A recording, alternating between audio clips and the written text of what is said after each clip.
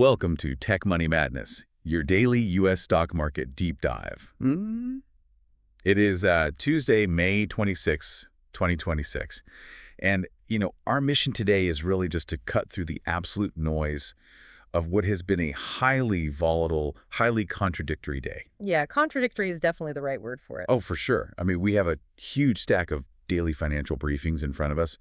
And, well, if you were looking at your portfolio right now, the broad strokes probably feel a bit schizophrenic. Right, because the markets are just pulling in completely opposite directions. Exactly. I mean, on one side of the ledger, the S&P 500 just hit fresh record highs today. And the briefings mentioned it broke out of this thing called an ending diagonal pattern that wrapped up back in March, which, sounds incredibly technical. Well, it does, but that is really just chart speak for a pressure cooker. A pressure cooker. Yeah, an ending diagonal simply means the market's price swings were getting tighter and tighter, right? Just compressing into this really narrow range until the pressure finally had to release. Okay, got it. And in this case, it blew upward into a sustained rally. Right. And the Nasdaq is, riding the exact same upward pressure cooker. Yeah. But then, and here's where it gets weird. You look over at the Dow Jones Industrial Average, and it is actively losing ground. Like it actually declined. Yeah, which is kind of wild to see on a day when tech is surging. Exactly. Yeah. Okay, let's unpack this. I kind of look at the market today like a multi-engine plane where one engine is completely sputtering while the others are on, a full afterburner. Yeah. How can the broader market reach these record highs while the Dow actively loses ground? Well, the Dow is just really heavy with legacy sectors, which makes it incredibly sensitive to physical, real-world constraints. Right, the older industries. Exactly. I mean, you can build a software company in the cloud, sure, but the companies that make up the Dow, they require steel, they require shipping lanes, and diesel fuel. So when the physical world experiences a shock, those are the stocks that feel it first. That makes total sense. Right. So let's look at the specific shock that hit the trading desks today. Yeah. Strictly based on the geopolitical facts we have in the briefings. Right. Because the U.S. conducted what the government described as self-defense strikes in Iran, targeting missile launch sites and Iranian boats. And this kinetic escalation is happening concurrently with a push for a peace deal in the region. Right. We're just looking at the facts reported here, obviously not taking any political sides, but the market impact is huge. Oh, massive. Because the immediate operational fallout from those strikes is severe. Iran has vowed to retaliate, and the immediate consequence on the ground is that the Strait of Hormuz is expected to remain closed for months. Months? Wow. Yeah. And that specific waterway it's one of the most critical choke points for the global energy supply. You simply cannot just reroute that much crude oil efficiently. So it's a massive bottleneck. Exactly. And because of that bottleneck, Brent crude oil jumped over 3% today. Plus, Piper Sandler actually issued a warning that crude could hit new historic highs this summer. And you add to that the fact that the European Central Bank, the ECB, they explicitly stated today they will do whatever is necessary to tame inflation. Right, which is not what you want to hear if you want cheap money. Exactly. Yeah. So markets are fully pricing in another rate hike at their next meeting. We have tightening central banks and skyrocketing physical oil. But here's the piece of the puzzle I cannot quite snap into place. What's that? So what does this all mean for the data? Because if Brent crude is spiking 3%, right? And the Strait of Hormuz is closed for months, and Piper Sandler expects record high oil prices this summer. Why did the Dow's major oil companies actually drop today? Yeah, that's a great question. The briefings say those stocks fell initially based on Iran negotiations. I mean, that feels like two completely conflicting realities. It is. It's a phenomenal contradiction, but it perfectly illustrates the plumbing of how modern markets actually process information. Well, you have to separate the algorithmic trading of diplomacy from the physical trading of commodities. Right. So going into the morning, the prevailing narrative that was priced into the stock market was the peace deal. Algorithms and day traders were positioning for successful negotiations. Right, because if a peace deal is struck, sanctions get lifted, and a flood of Iranian oil hits the global market. Exactly. Supply goes up, so prices go down. And if you own shares in, say, a Texas oil company, a flood of cheap Iranian oil hurts your profit margins. Oh, I see. Yeah, so those equities dropped early in the day in anticipation of that diplomatic supply glut. But geopolitics moves way faster than trading narrative. Exactly. While the equity markets were pricing in this, peaceful morning, the kinetic reality on the ground escalated in the afternoon with the strikes and the closure of the strait. So the stock prices were reacting to the ghost of a peace deal, while the physical barrels of oil were reacting to the reality of a closed shipping lane. That whiplash is the key. It completely exposes the tension between a market desperately trying to forecast a long-term diplomatic outcome and a physical commodity market that has to deal with the immediate visceral reality of boats simply not being able to move through a piece of water today. Wow, that paints a very heavy picture for the industrial economy. Yeah. I mean, the Dow is quite literally stuck in the mud of geopolitics, inflation, and physical supply chains. It really is. But to understand the S&P and the Nasdaq hitting records, we have to look at the other side of this divergence, the sectors that seem, well, completely immune to global tensions. Right. The sectors that operate entirely outside those physical constraints we just talked about. The tech momentum is just operating in its own gravitational field right now. And the scale of it is staggering. I mean, Micron technology jumped 18% today. 18% in one day for a company that size is incredible. It really is. And that single surge officially pushed Micron's market cap over the $1 trillion mark. This all happened after UBS tripled its price target.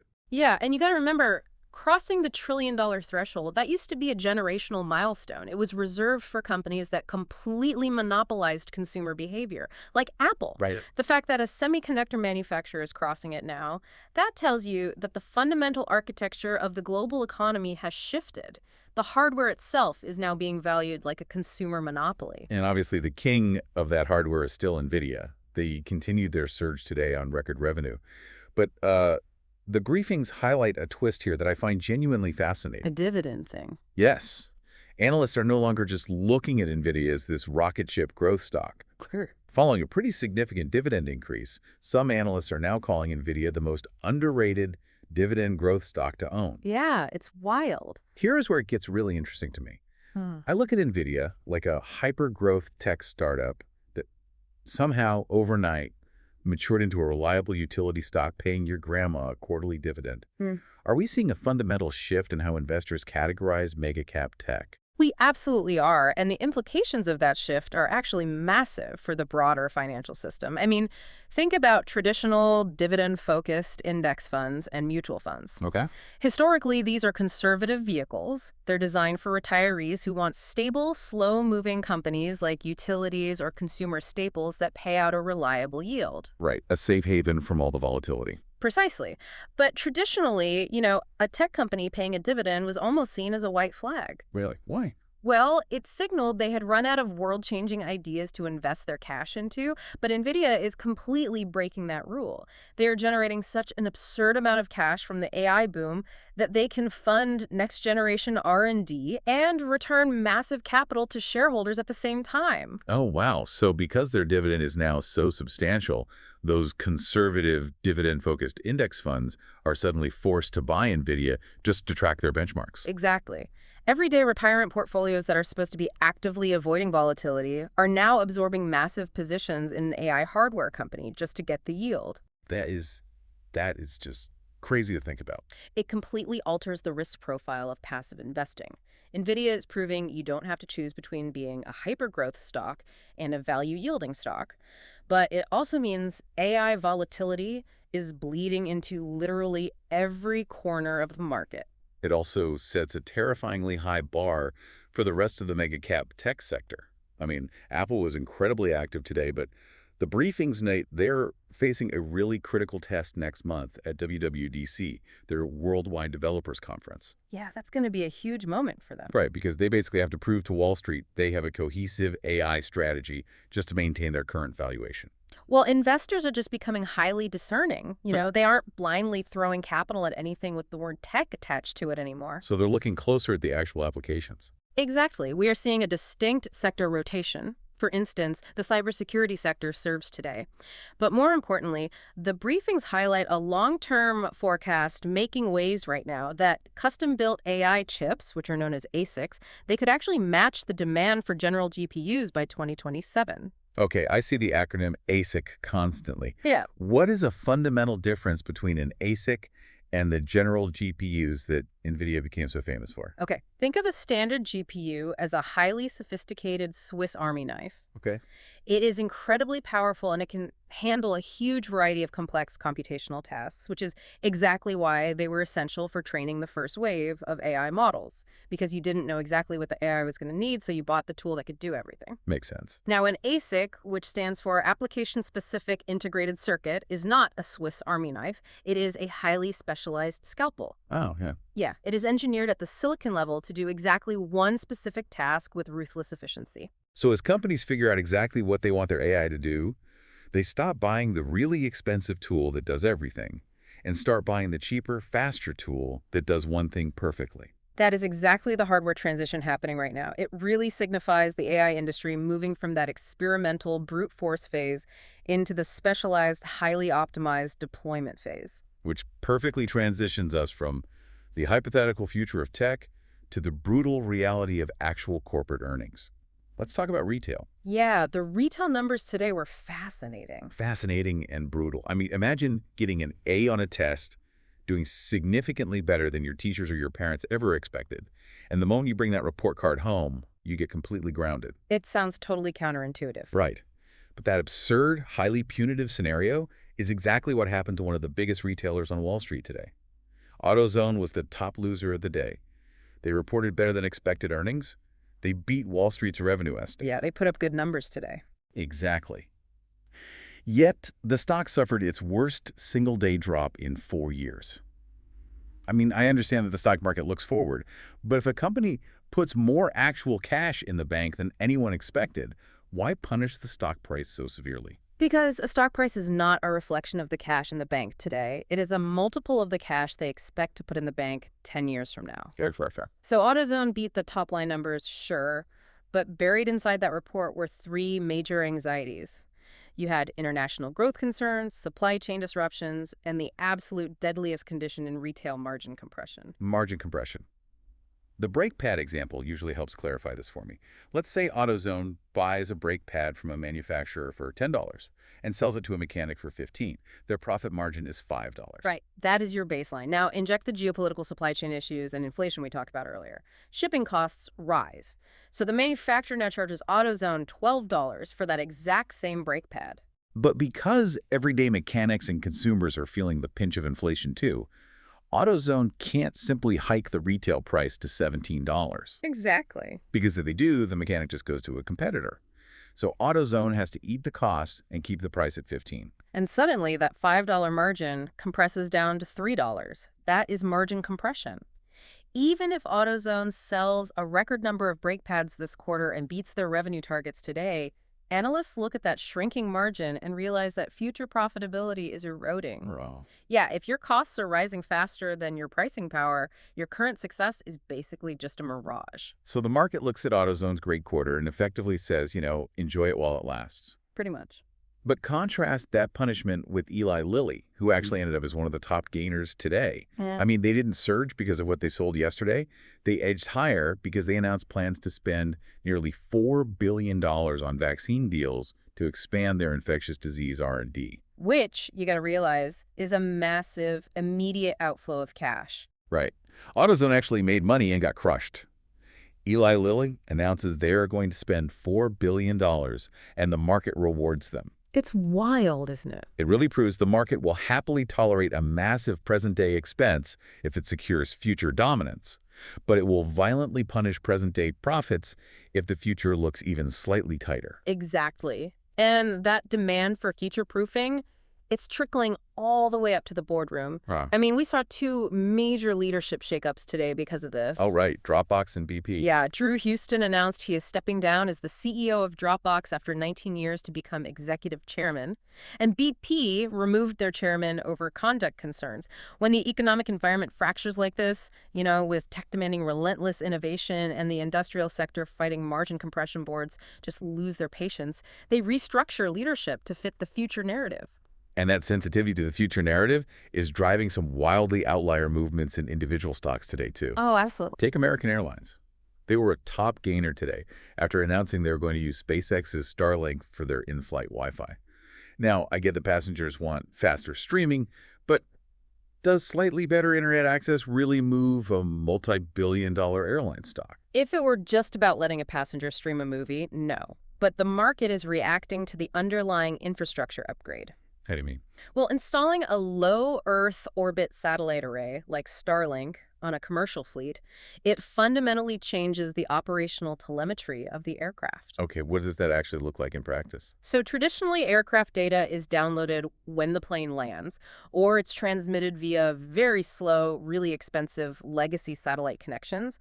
But Starlink provides high bandwidth, real-time data streaming from the plane's engines and avionics directly to ground control while the plane is still in the air. Yep. Yeah, that allows airlines to optimize flight paths in real time, predict maintenance failures before they happen, and significantly reduce fuel consumption. So the stock bump isn't about passenger entertainment, it is about a massive structural reduction in operating costs. That is fascinating. So the tech isn't the product, the tech is the efficiency engine. Exactly. But let's look at a company whose product is its entire identity. Ferrari dropped into the top losers list today. Yeah, that was a surprise to a lot of people. And the catalyst is just mind-bending to me. Yeah. They dropped after unveiling their very first fully electric vehicle. We hear constantly that EV tech is the inevitable future. Every automaker on Earth is pivoting, so why would investors punish a legacy luxury brand for finally adapting? Because it exposes a massive rift between analytical market trends and raw consumer psychology. How so? A tech investor looks at a spreadsheet and demands EV adoption. But the person who actually buys a Ferrari, they are not purchasing an efficient mode of transportation to commute to the office. Right, they are buying a piece of mechanical art. Exactly. They are buying heritage. They are buying the visceral, mechanical roar of a V12 internal combustion engine. They are buying the vibration of the chassis. So when Ferrari announces a silent, battery-powered vehicle, their legacy luxury buyers panic, worrying the brand is abandoning its soul. And on the flip side, the tech investors who love EVs aren't going to suddenly rush out and buy Ferrari stock just because they made an electric car. Yeah. I mean, they already have dedicated EV companies in their portfolios. Exactly. So Ferrari manages to alienate their core emotional consumer base without actually winning over the analytical tech investor base. It is a massive brand risk, and the stock price drop is a direct reflection of that identity crisis. You cannot just bolt new technology onto an old brand and expect the market to applaud. Nope, not at all. And speaking of old models versus new ecosystems, let's look at the gaming sector. The briefings highlight that Roblox is now heavily favored by analysts over GameStop looking toward 2026. But GameStop occasionally turns a slight profit, while Roblox is operating at a strict loss. They're actively bleeding money. Yet Roblox boasts massive revenue growth and just implemented crucial child safety features.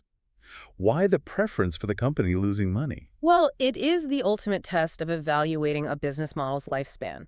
GameStop is tethered to a legacy physical retail model, selling plastic discs in brick-and-mortar stores, and that model has been structurally shrinking for over a decade. Right. Roblox, on the other hand, despite operating at a loss right now, is an entirely digital ecosystem. They are building a platform where an entire demographic of young people are habitually spending their time and their money. So analysts are looking at 2026 and deciding they would much rather own the company losing money to build the digital infrastructure of tomorrow than the company making pennies trying to squeeze the last drops out of a dying retail model. Precisely.